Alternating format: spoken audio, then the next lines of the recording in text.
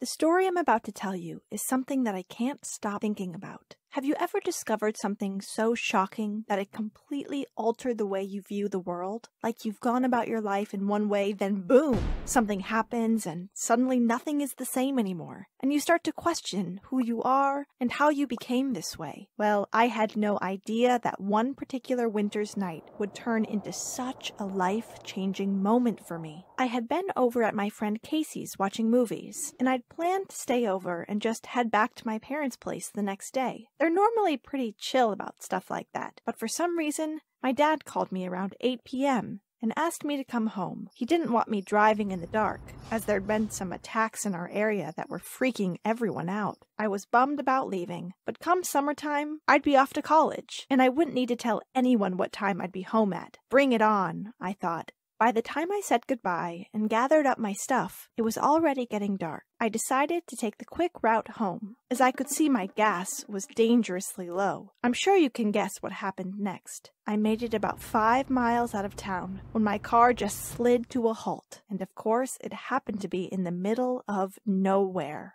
Casey's place was like 10 miles from my place, and here I was, stuck smack bang in the middle. There was no chance I was going to walk back to Casey's. I mean, I couldn't just abandon my car like that. I knew there was a gas station like 3 miles away, near my house. Maybe I could run there and back? Who was I kidding? I'd just call my dad. He'd bring some gas, and we'd be good to go.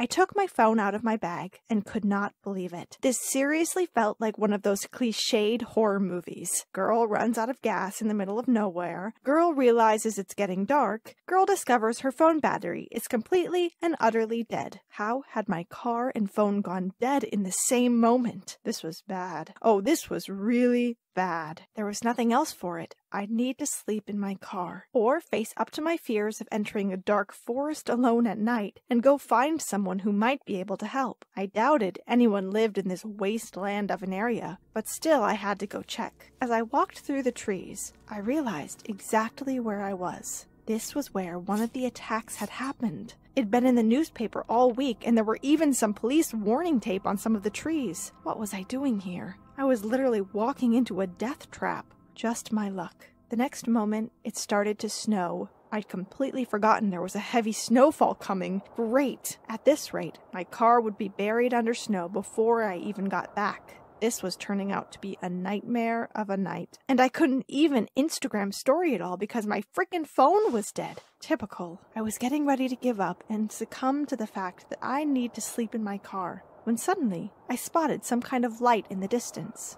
As I got closer, I realized it was actually a fire. Oh my gosh. As if tonight couldn't get worse. Was I about to stumble upon a fire when my car burned down? No, this couldn't be happening to me. Then I realized it was just a little bonfire, but it was freakishly close to the hut next to it. I approached with caution and plucked up every morsel of courage in my body as I knocked on the door. My heart was thumping in my chest as I heard footsteps approach. Who even lived in a place like this? It was basically a glorified shack. My dad's garden shed was bigger than this. As the door opened, I felt like running away. Standing in the doorway was this huge guy. He just stared at me. I don't know who was more shocked, me or him. I couldn't scream. I couldn't run. I just froze. His beard was so long, and it honestly looked and smelled like he hadn't had a shower in well, ever, actually. My hands started to go clammy, like when I get nervous, and all I could think about was how much my parents would kill me for walking into a trap like this. I might be 18, but I still know when I shouldn't be talking to strangers, and this was definitely one of those occasions. He invited me in, and I really didn't want to enter, but I didn't feel like I had a choice.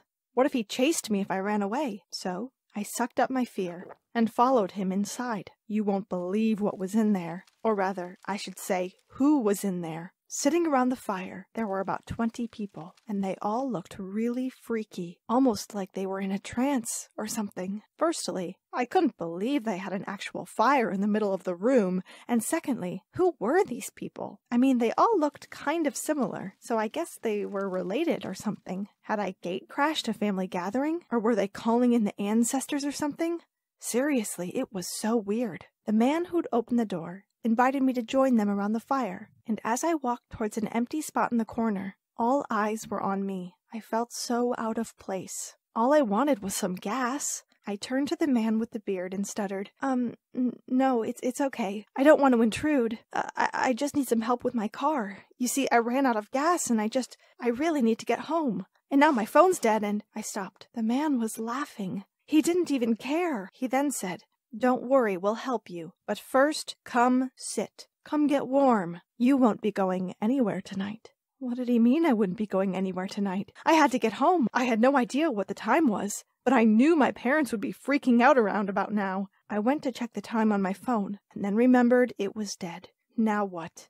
Did this place not even have a clock? I stood up to leave, but the man with the beard stopped me and said I needed to eat first. That's when I noticed the huge pot on the fire. How had I missed it? It was like a big cauldron. He served me up a bowl of what looked like a mystery stew, and I said thanks. There was no way I was eating this. I'd probably die of food poisoning. But as everyone else started eating and slurping in acknowledgement of how delicious it was, I decided to try it. Otherwise, they'd just think I was some rude girl. And you know what? It wasn't half bad. In fact, it was pretty incredible. And they just cooked this on an open fire? Wow. I usually just heated up my food in the microwave, other than s'mores and the occasional BBQ. We literally never used fire to cook. Maybe they were onto something here. After eating, I politely said thank you and then excused myself, but they wouldn't let me leave. They said I could leave in the morning, only once the snow stopped, otherwise I'd get sick. They even made me up a little bed in the corner by the fire, so I wouldn't get cold. They were being weirdly kind to me.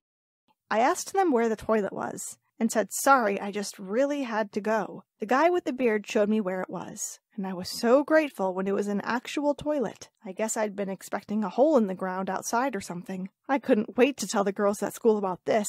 If I ever left this place alive, that was. I came back from the toilet, and luckily the tea was nowhere to be seen. But now everyone was singing, and as I went back to join them, I realized this was actually kind of nice. I hadn't sung with people in years. I felt like I was back at summer camp. Honestly, these people were bonkers. Get a TV, people! Although as I thought this, I also had this other feeling wash over me. I felt cozy. If they killed me in the night, at least my last meal had been a good one. Finally, everyone left and headed to bed, and I lay there thinking, could this night get any stranger? I woke up in the night and had no idea where I was. I was shivering, and the fire had gone out. I reached out for my phone out of habit, and remembered it had died, but then I decided to check anyway. To my surprise, it had turned on. It was on 4%, but I figured I could call my parents at least. I had 27 missed calls. Oh no, it was 2 a.m. and they'd probably already called the police by now, especially with all these attacks that had been going on. My mom answered after one ring, and she sounded terrible. She demanded to know where I was and why hadn't I called her. I told her I was fine, and that I was staying at a random family's house by the forest. I was whispering as I said this, because the old man was asleep on the other side of the room. I didn't want to wake him. Of course, my mom started screaming and said they were coming over right now. I panicked. My parents were furious. I tried to sneak out as quietly as possible and decided I'd just wait for them back in my car. But they were already outside before I even made it to the forest.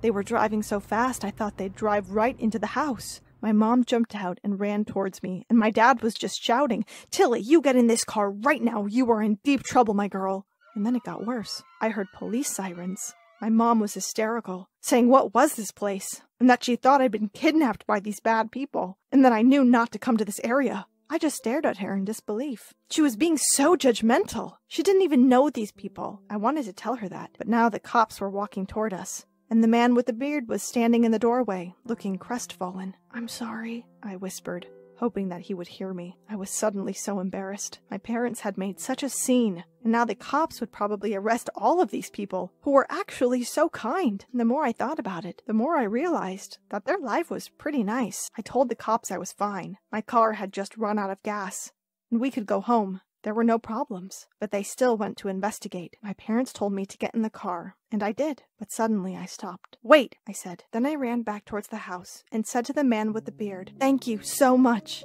I'm Tilly, by the way, and honestly, I'm so grateful. You guys are, well, you're pretty cool. I'm sorry if I acted a bit freaked out at first. I just didn't know what to expect." He reached out to my hand and shook it and said, "Please come back and visit us soon. You're a good singer, Tilly. Oh, I'm Kai, by the way." I wanted to shout at my parents about the way they acted back there, But I realized that I'd acted in exactly the same way at first. I judged them because they lived a little differently from me, and I was kind of ashamed of myself. I mean, I'd even considered that they might have been the attackers.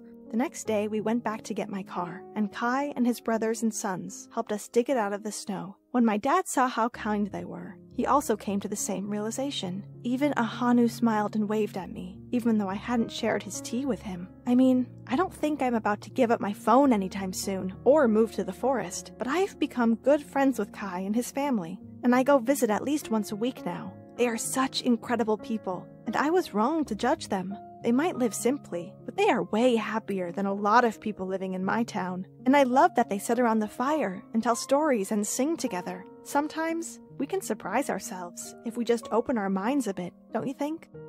What did you think of my story? Please share your comments, and don't forget to like this video and subscribe to our channel.